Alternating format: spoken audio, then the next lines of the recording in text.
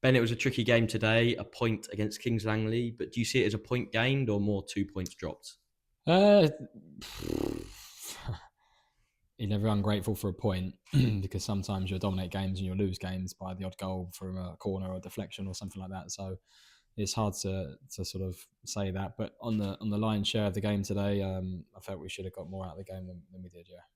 And you did look like scoring, to be honest. You looked more like scoring than Kings Langley did, but it was just one of those days where the ball didn't go in, wasn't it?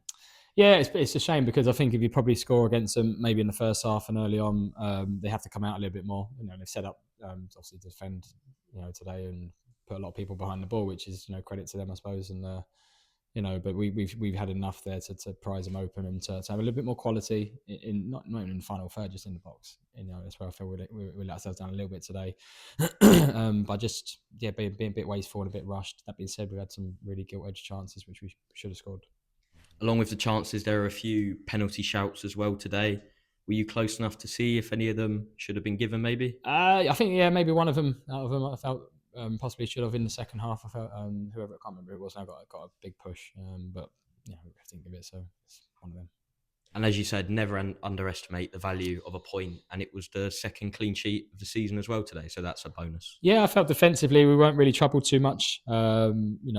You kind of worry a little bit by a pot shot or something like that. That maybe the longer the game goes on, they nick a goal or something like that. But overall, I don't think James has had too much to do. To be honest with you, maybe in the first half, I think he pulled off one good save, but other than that, he's had a pretty mild afternoon, basically. So, disappointing because, balance of play, chances created and shots and stuff like that sort of thing. I think we win on everything, but it's 0-0, so it's the most important stat. Yeah, Kings Langley didn't have many chances. The majority of theirs came through set pieces, but you must be pleased with how your back line defended them today. Yeah, when you think you've got 20-year-old goalkeeper, 20-year-old right back, 16-year-old left back, and 17-year-old centre half. I think they've been done well. As a unit, I think they've done really well as well over the last sort of 4 or 5 games.